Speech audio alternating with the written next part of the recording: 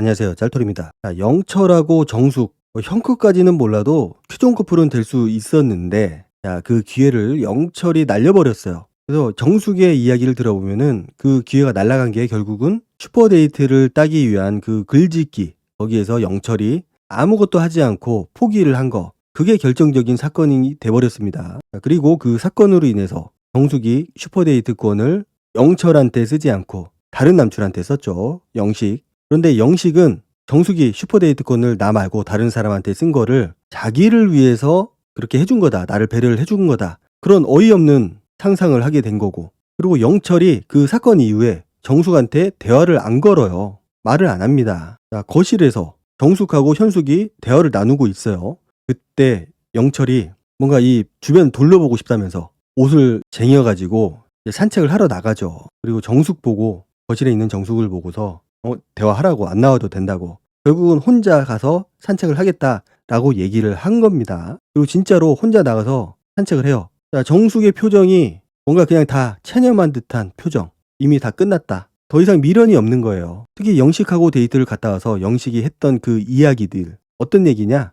누구나 장단점이 다 있는데 가장 중요한 거는 단점이다. 내가 그 단점을 감당할 수 있느냐 없느냐, 그게 제일 중요하다. 이 얘기를 듣고서 정숙이 뭔가 깨달은 듯한 그런 모습을 보여줍니다. 결론이 나온 거예요. 나는 영철의 단점을 감당할 수가 없다. 명료해지죠. 장점도 분명히 있기는 있지만은 그 단점이 너무나 정숙한테는 크게 다가온 거고 내가 그거를 감당할 자신이 없는 거예요.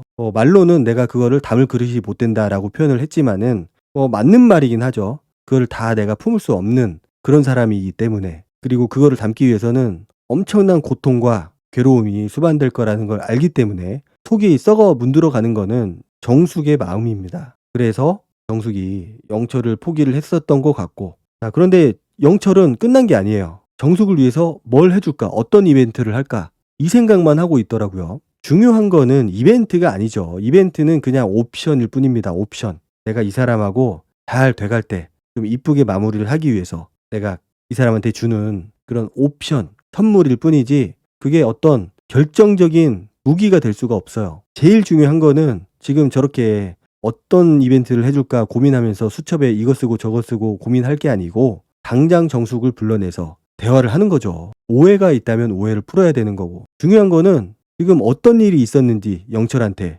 모른다는 거예요. 그냥 상상만 하는 거죠. 분명히 그 사이에 뭔가가 있었다. 그렇게 생각을 하고 있어요. 무슨 일이 있기는 있었다. 그런데 무슨 일이 있었는지를 모르는 거고, 그러면은 계략적으로라도 이런 일이 있었다. 그래서 내가 글짓기를 못했다. 이렇게라도 얘기를 해주고 뭔가 대화를 해야 되는데 이미 영철은 그런 생각을 못하는 겁니다. 내가 이벤트만 해주면 될 것 같다. 그리고 이벤트 고민을 하고 일찍 잠에 들죠. 저기서 이미 끝났어요. 진짜 일말의 희망이라도 갖기 위해서는 그 마지막 밤에 뭔가를 하고 대화를 하고 소통을 하고 공감대를 형성을 했어야 되는데 바짓가랭이라도 붙잡던지 뭔가를 해야 되는데 아무것도 안 했다라는 거. 뭐가 중요한지를 모른다는 거죠. 그리고 이제 다음날 아침에 영철이 굉장히 일찍 일어나서 이벤트 준비를 해요. 어떤 이벤트일까?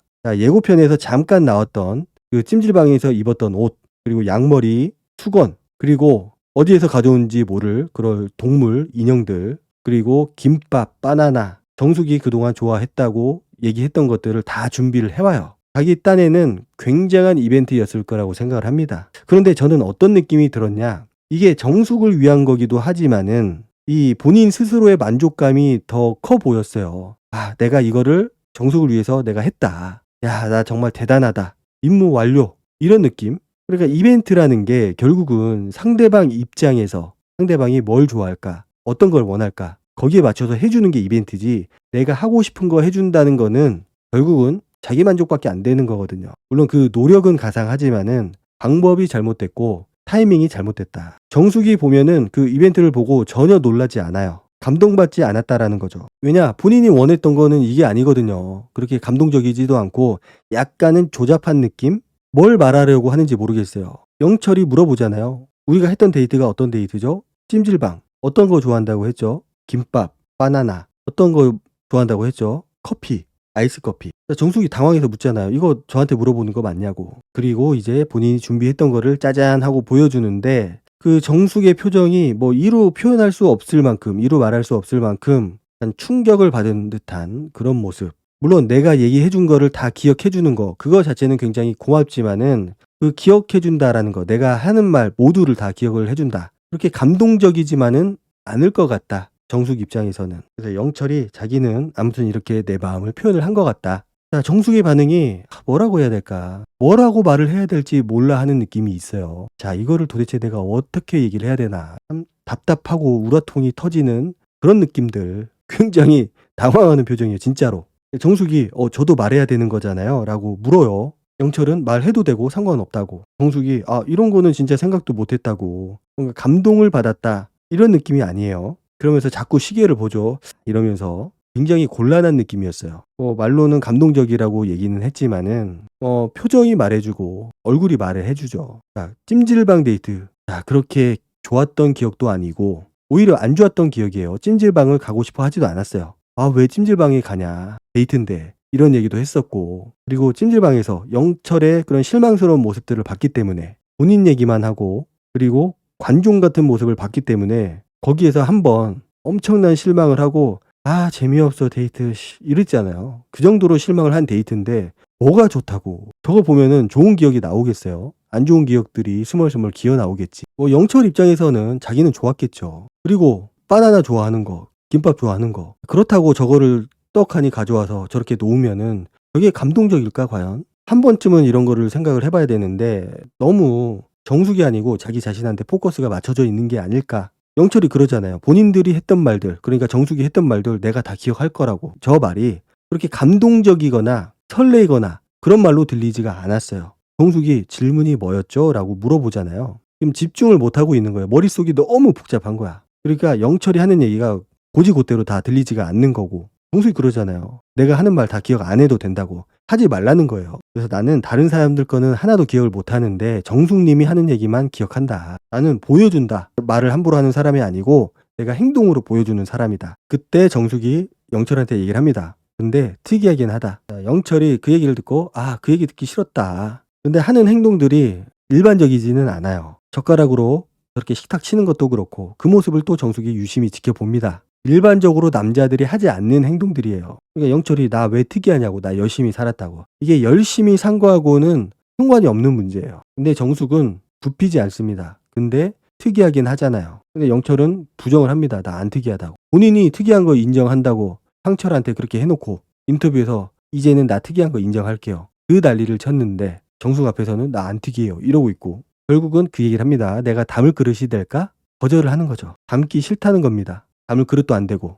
정숙이 고민을 해요. 내가 대답을 해줘야 되는지 예스인지 노인지 대답을 해주길 바라냐고. 영철이 안 해주셔도 돼요. 그러니까 하던가 말던가 약간 이런 느낌이 있어요. 물론 마음은 그게 아니겠죠. 당연히 나를 선택을 해줬으면 좋겠지만은 내가 그거를 부탁할 입장이 아니고 상황적으로 좀 그러니까 좀 표현을 한 것 같은데, 뭔가 그냥 하려면 하고 말려면 말고 이런 느낌들이 있어요. 뭔가 솔직하게 얘기를 해야 될 타이밍인데 그때도 솔직하지 못한 그런 모습들만 보여주는 것 같아요, 영철이. 물론 그게 상대방이 오케이 하지 않을 것 같으니까, 나를 거절할 것 같으니까 그렇게 쿨한 모습을 보이려고 하는 거는 같은데, 그 이벤트를 준비한 거에 비해서는 좀 진솔하고 솔직한 모습을 보여주지는 못한 것 같다. 그러니까 그 진심이 전해지지 않은 거예요, 정숙한테. 오히려 부담만 더 커진 상황이고, 이 이벤트라는 게 다시 한번 보면은 굉장히 이게 뭐지?